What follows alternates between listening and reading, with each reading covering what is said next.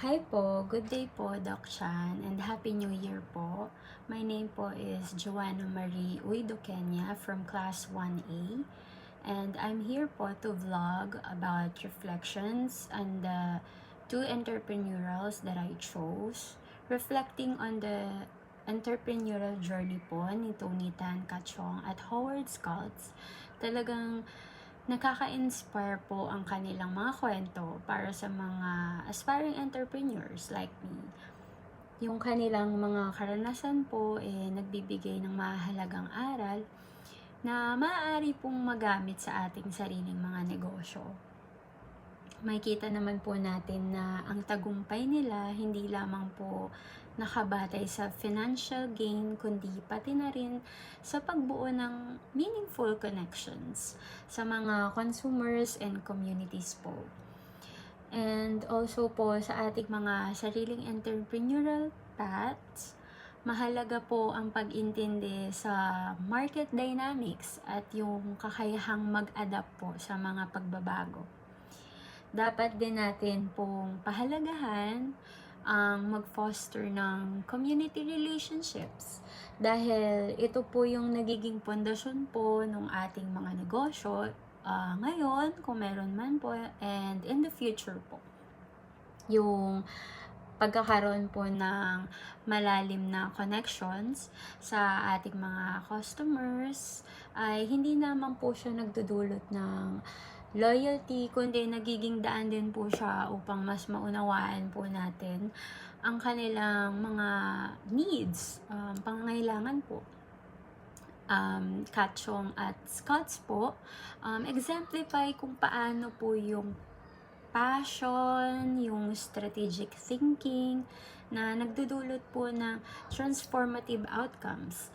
Yung po yung mga kanilang mga kwento, nagsisilbi po siyang inspirasyon na nagtuturo po sa atin na yung tunay na tagumpay, hindi lamang po siya nakasalalay doon sa kita natin, kita ng business natin, kundi sa epekto po ng nagagawa natin sa life po ng iba, sa buhay ng iba po.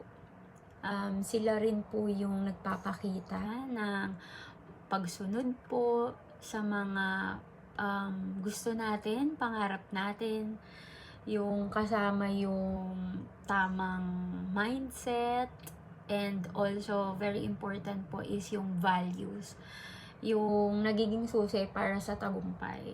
Kaya naman po, hinihikayat nila yung mga susunod na mga henerasyon, like new generations po natin ng mga entrepreneurs, na ipaglaban po nila yung kanilang mga pangarap, yung mga ambisyon po nila ng may determination and also may integrity po.